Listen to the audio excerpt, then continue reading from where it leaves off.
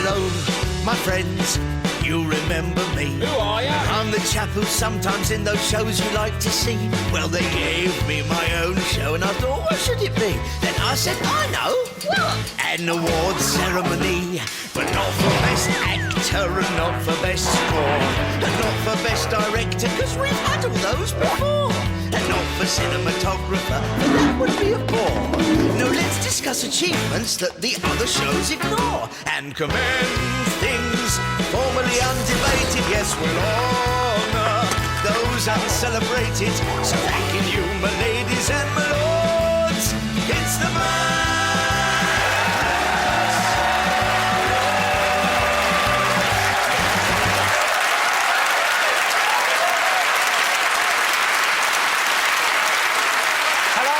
Welcome to the Matt Lucas Awards, the show that gives the awards other shows don't give, whether it's jammiest celebrity or least essential body part. This week, like every other week, I'm joined in the kitchen by my mum. Hello, Mum. And on the keyboard, Mr. David Arnold. David!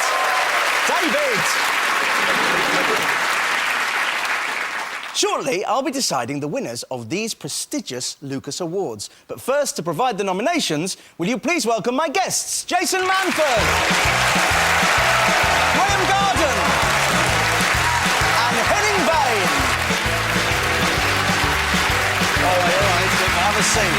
Well, let's have a hug, Have a seat. Here we come. Let's have a hug. Give me a hand. Have a seat. Welcome, all of you, to the show. Thank you. Henning, my favourite German comedian. What are the most popular award ceremonies in Germany? Well, we've just recently awarded ourselves Europe. Congratulations. Yeah, and other than that, in Germany, compared to Britain, we don't really have that many award ceremonies because hard work in itself is seen as a reward. Right. Thank you all for coming on the show.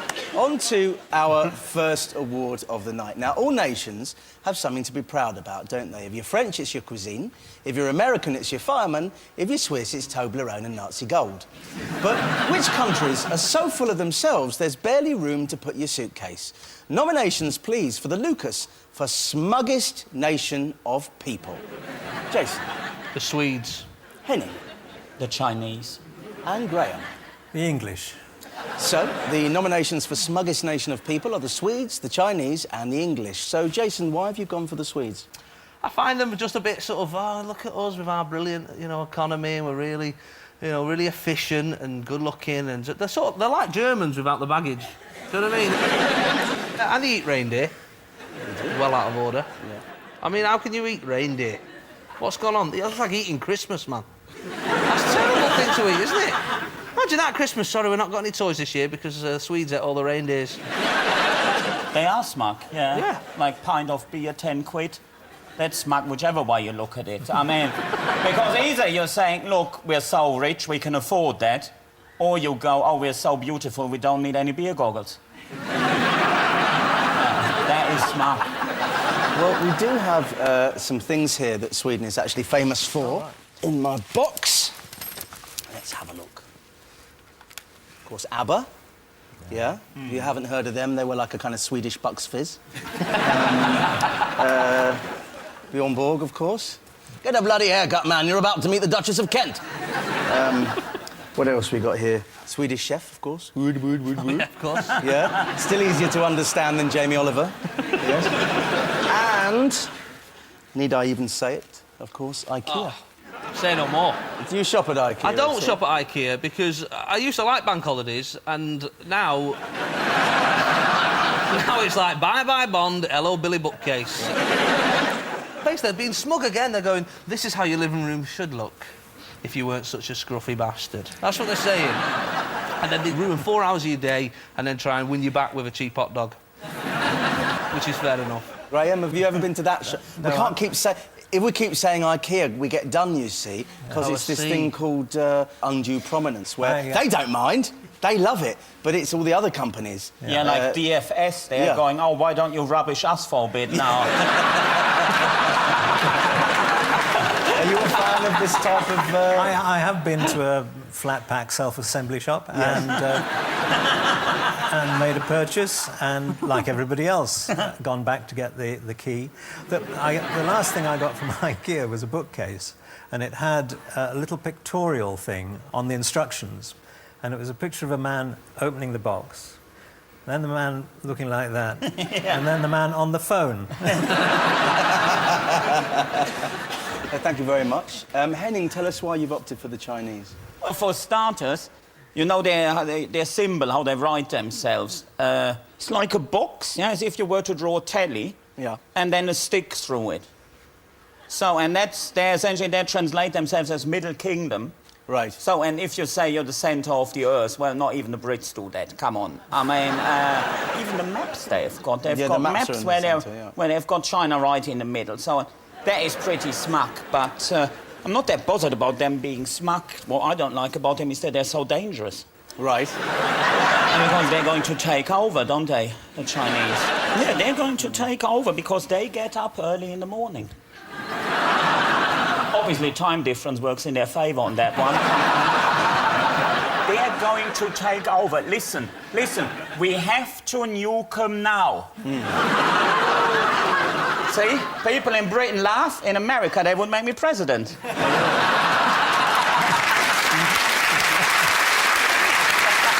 They do have the biggest population in the world, don't they? 1 billion people. Yeah. And that is why we need a united Europe. We do need... I mean, Britain is always going, oh, we're not in Europe. Well, get a bloody map. Of course Britain's in Europe. We're going to have a look now at what the Chinese have given the world. We've got another box here. OK, let's have a look. Paper, so they can print their lying maps. Excellent. They invented the noodle, which is a kind of prototype pot noodle, of course. And, of course, we all know about Chinese whispers. There we go. There we go. And they invented the number 46 with rice as well. Very good, yeah. Very, very impressive. Well, we are joined in the studio by someone of the Chinese persuasion. Stuart who? Where's Stuart? Oh, there you are! I spotted you. Have Henning's comments wounded your sense of national pride, Stuart? Not really, but a little bit not accuracy. I think. Really? Yeah, in sense of talking about smug, Yeah. you had to divide it into people and the nation. Me, I'm not smug at all. Well, you're being a bit smug about saying that. But you know, if you talk about the nations, then yes, a little bit smug. I would You think accept. so? Yeah. Yeah. And are you upset with Henning? Would you still welcome him to China? Absolutely, yeah. You would? I would recommend some good restaurant which has a proper German-style Chinese food for you. Off we go. Thank you very much, Stuart. Thank you. Now, Graham, before you tell us why you've opted for the English as your smuggest nation, I should just establish that even though I would say you speak with an English accent, you are actually from Scotland, is that right? I am, yeah, and by nominating the English, I'm kind of playing the Scottish race card. Excellent. I mean, the smugness, feeling pleased with yourself with good reason. And the smugness I don't like is feeling pleased with yourself for no good reason. And I think the English are pretty guilty of that. Whereas in Scotland, they've got a much better health service. Mind you, they need it. They look after their old people much better, although they don't have quite so many. They've got a great legal system, great education system, and they've got the Highland reel and tossing the caber, where England has Morris dancing and darts. So I think, as a nation, it's full of smug people. I mean, you know, Jeremy Kyle. Yes. Yeah, well, I've actually got a smugometer here with me today. All right. Mum, can you bring the smugometer over? Okay, coming up. Here it comes. Thank you very much indeed. Yes, this is the smugometer. It goes from not that smug to, yeah, a bit smug, to, yeah, smug, to proper cocky, to, really pushing it now, to unbearable, to Clarkson, yes. So, there we go. And, we have a selection of things that we think typify England. All right. And perhaps you can tell us where you think the various candidates sit. So, this is the first one. The real ale drinkers. They are Yeah, smug. Yeah, I would put smug. them sort of They round are. about there because they have to drink the stuff. So These people are like, oh, it's not a proper drink unless it's been filtered through a badger's foreskin. Oh, it's like ridiculously too much detail. I think I know what you mean. OK, the royal family. well, now they have smugness thrust upon them. Ah, OK. I don't think they're smug through choice. I'd put them not that smug. This is because that woman just gave you the OBE. Yeah. Yeah. Fair enough. I haven't got an OBE. I'd put them over there.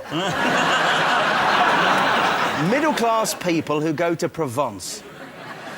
I don't know many middle-class people who go to Provence, but I would guess they are pretty smug, aren't They would they? do, wouldn't they? Where do we put I them? would say they were proper cocky. Proper cocky, they are, aren't they? Yeah. You mentioned him earlier. Here he is, Jeremy Kyle. Oh. That was just an ugh. Oh, just... We should have put ugh on there, shouldn't we? Ugh. I don't want to clutter up too much room at the very top there, because just in case... It's got to be unbearable, He's hasn't it? unbearable, It's he's got to unbearable, be. yes. Fair enough. Who would you put on the list, Mum? I think you might quite agree with me on this one. Manchester United supporters. Oh, very good, yes.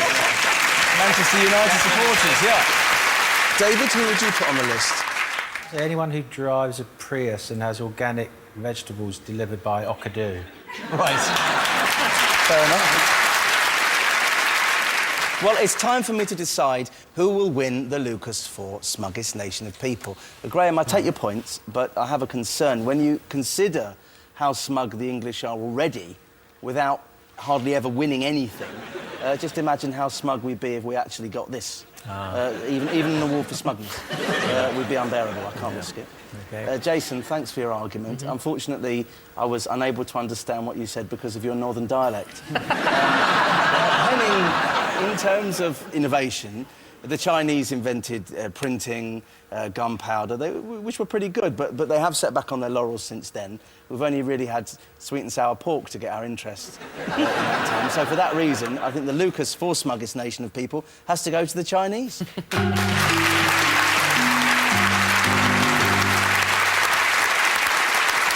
Let's just use the loo, actually. Excuse me.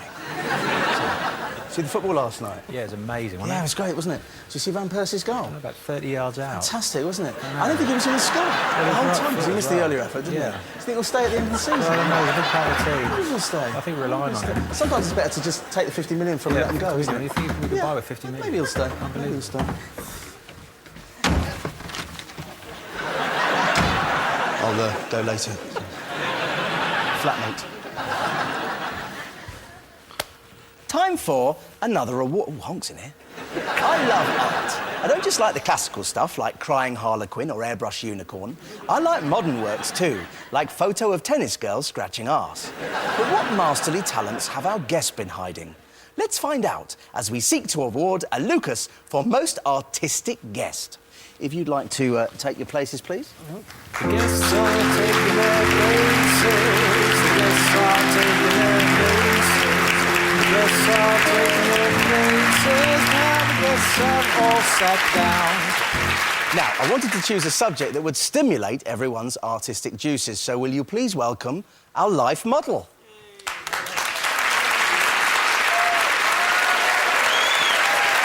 And here he comes.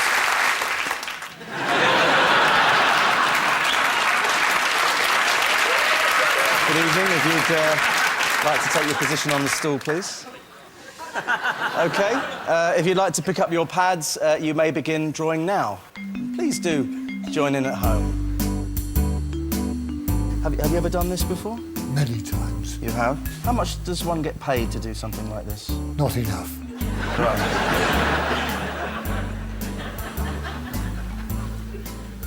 OK, David, let's look at how you're getting on. Right. What are you trying to say with this piece? I actually have no memory of doing this. Right. Slightly worrying.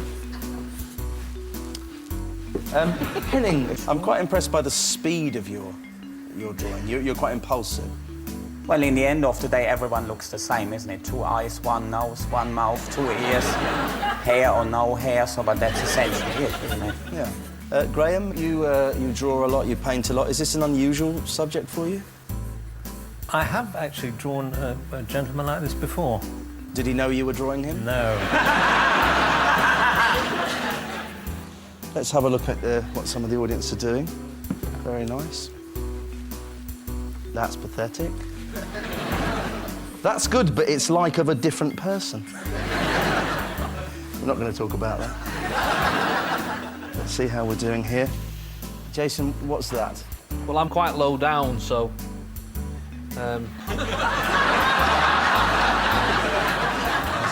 I didn't realise I was so good. I mean, that's a hell of a stool sample. Hey! Come on! What do you think of hers? The drawing, I mean. It's all right, actually. She's made him nicer, actually. Slightly Neanderthal with the eyebrows. Yeah. Thank you, Jason. I hope you're enjoying this month. You like the older gentleman yourself, don't you? So you're probably having a bit of fun here. Let's... Oh, my God, look at that. I can't draw at all. You can't draw at all. Look at that. That's pathetic. You've shamed the family. I'm hopeless. OK, time's up. A round of applause for our model, ladies and gentlemen. Thank you very much. And I'd like to welcome our guests back to the sofas. The guests are taking their places. Now the guests are all sat down. Thank you. Well, it's time to decide on the winner for the most artistic guest. Now, sadly, Tony Hart is no longer with us, but I'm delighted to welcome the next best thing. Please give it up for Morph!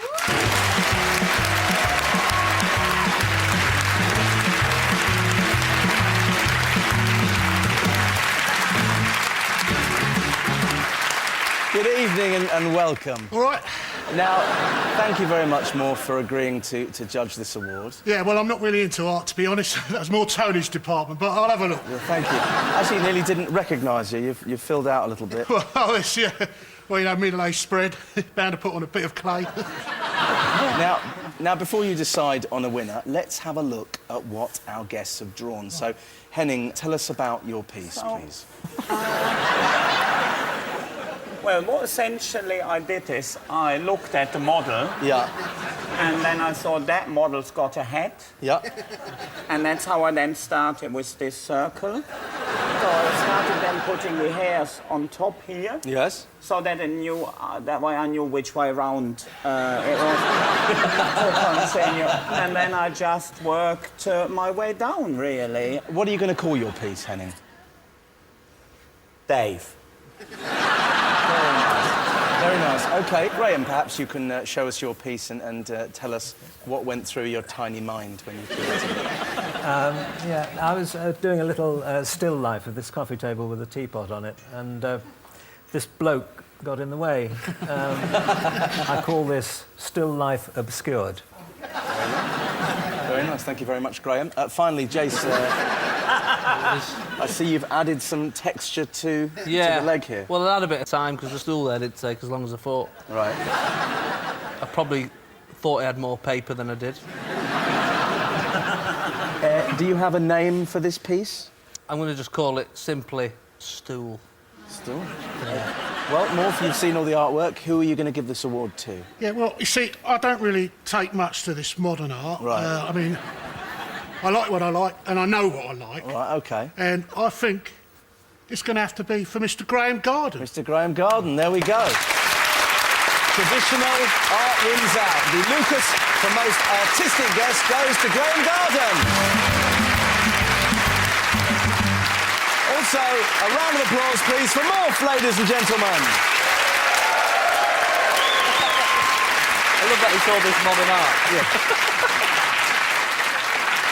OK, on to our final award. I'm football crazy, I'm football mad, I'm football psychotic, I'm working on my mental health issues with a qualified psychiatrist. We've got some way to go, but he feels we're making progress. Yes, the next round is about football songs, but we're not interested in the classics. Oh, no. We want to hear your nominations, please, for the Lucas for dreadfulest football song ever sung. Jason. Diamond Lights by Glenn Hoddle and Chris Waddle. Henning. Far Away in America by Village People and Deutsche Fußballnationalmannschaft. And Graham. Sven, Sven, Sven by Bell and Sperling. So the nominations for the dreadfulest football song ever sung are Diamond Lights, Far Away in America and Sven, Sven, Sven. So first up, Jason's nomination, Glenn Hoddle and Chris Waddle played together at Tottenham and in 1987 reached number 12 in the charts with this.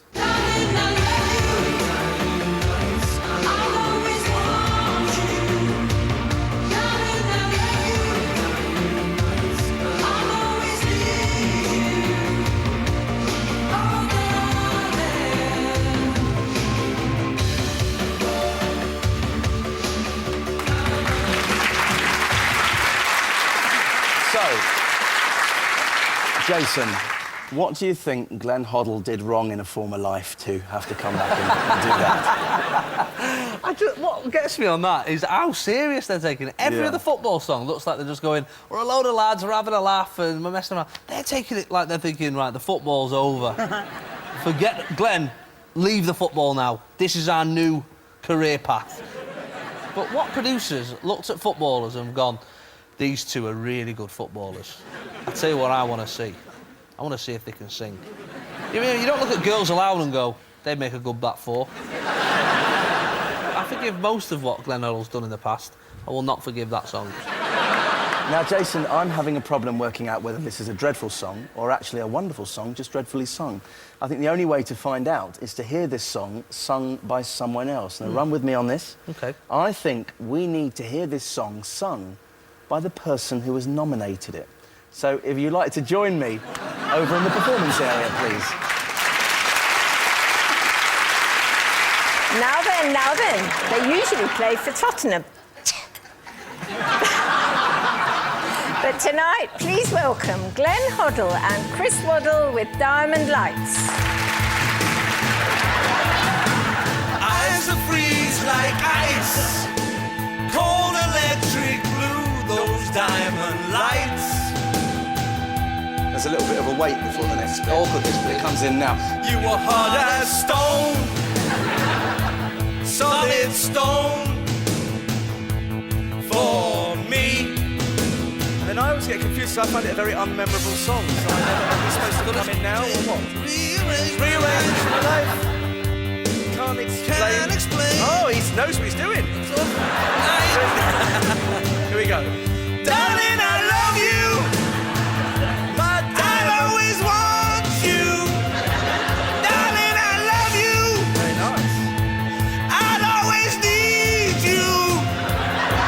Oh, darling. Diamond. Diamond. Diamond lights. Jason Manford, ladies and gentlemen.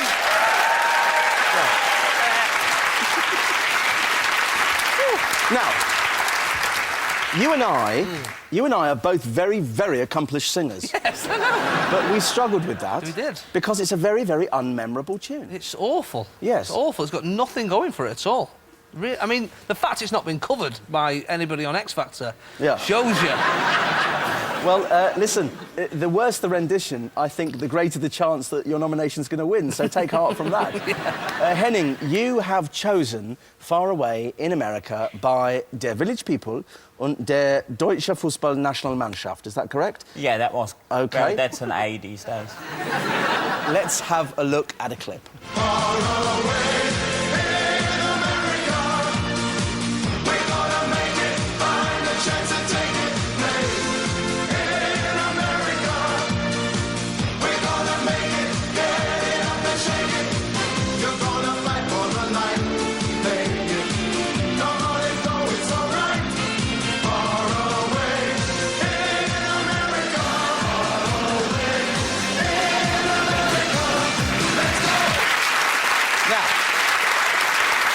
Before our British viewers get too smug, that was from the World Cup in 1994 when no British sides qualified.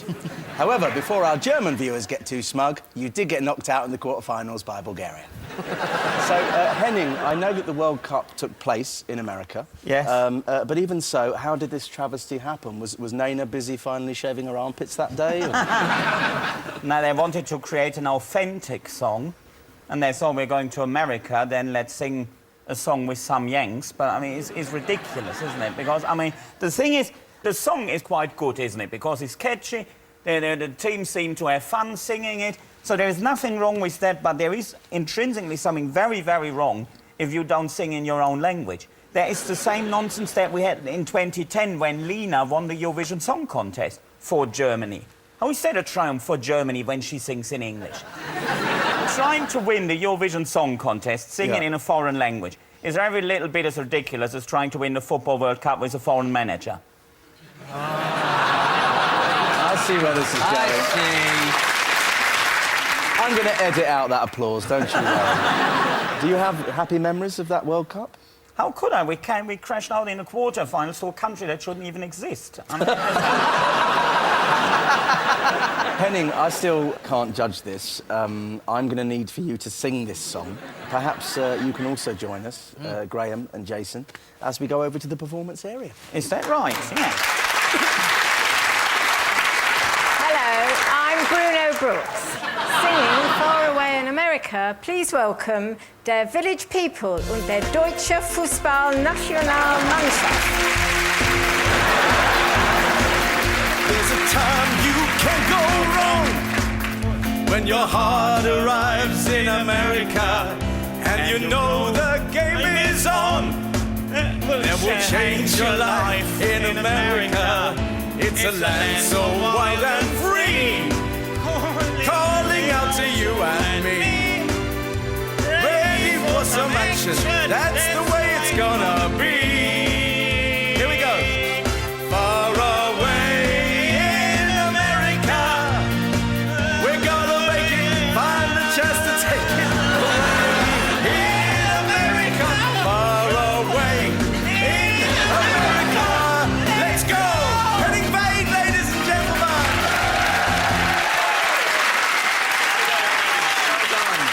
Would you like to make your way back to the sofa? Please, welcome back. Welcome back. Welcome back to the sofa. Thank you so much. I'm welcome disgusted. back. You're disgusted by what? It's that Henning sang that in English. It's terrible. Now, Graham, you've chosen Sven, which is a tribute to the then England manager Sven-Göran Eriksson. Yes. Now, this reached number 7 in the charts in October 2001. Let's take a look at the video. Sven-Göran Eriksson. He's got Jimmy Savile's Eka, so where'd he get a lovely girlfriend? He tried so many players for the Holland game. Yeah, how do you forget Collymore? They say he's insane. Michael Owen levels it up for England on 12 minutes in Munich. What a start to the season! He doesn't even look properly like Sven, he just looks like a man. He looks like Sven would look if he wasn't Swedish, was 5 years older, had dark hair, more hair, and a different face. Well, Graham, what is your issue with this song? My issue, apart from the slightly cheesy video... Yeah.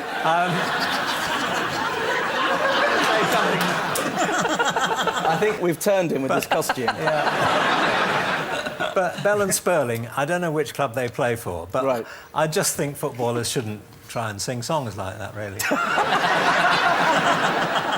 I feel I ought to tell you that I don't think Bell and Sperling were themselves footballers. Were they? No. Oh. I think they were just men. They look the type. Where were you, Henning, when Sven's England beat Germany 5-1?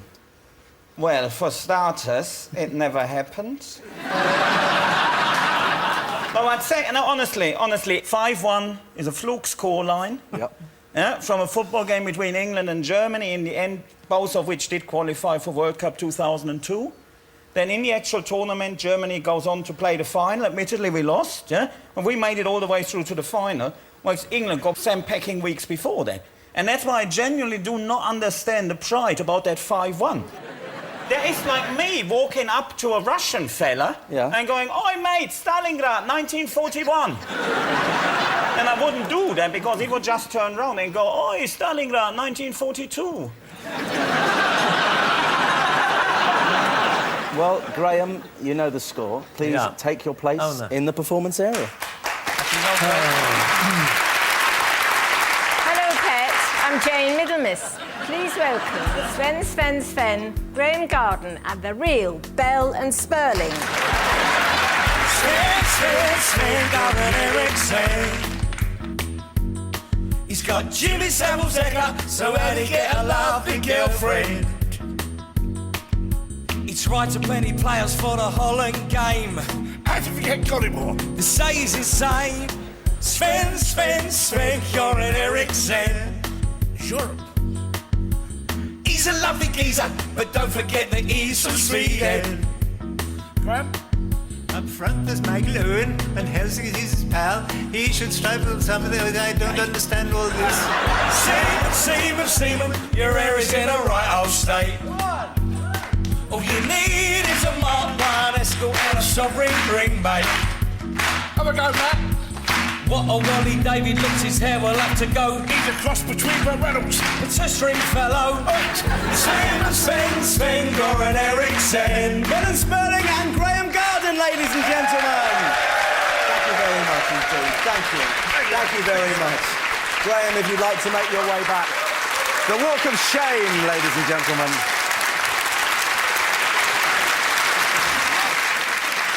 Well done, Graham. Does that change your mind at all? Do you know it does? Does it?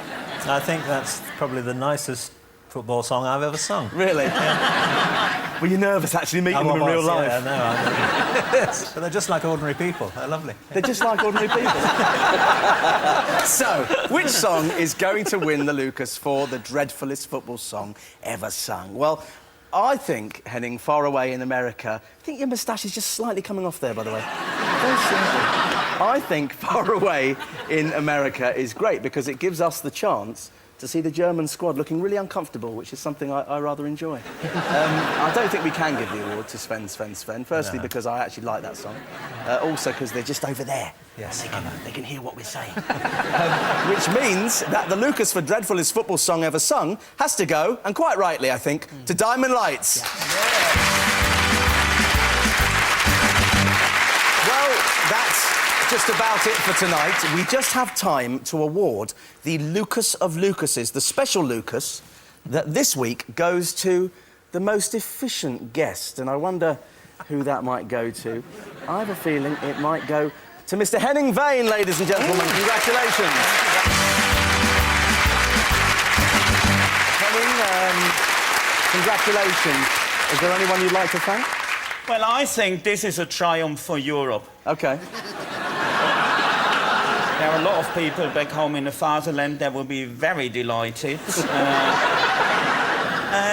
Well, what can I say? It has been an absolute pleasure and delight to dress up for you lovely people like a bloody idiot. Thank you very much. Congratulations, Henning Wehn, ladies and gentlemen. Well, that's all we have time for. Thank you to all my guests, Henning Wehn, Graham Garden, Jason Manford, Bell and Sperling, to my mum, to David Arnold, and to all of you for watching. Take it away! Goodbye, my friends, that's all there is from me. Sod off, go on, get on your bike, there's nothing more to see. I gave you a show which was rendered perfectly. So if you didn't like it, why not just sell your TV? Turn your back on your empty city life and buy a barge for just you and the wife, and you can cruise along the gorgeous Norfolk Broads and thus avoid the man.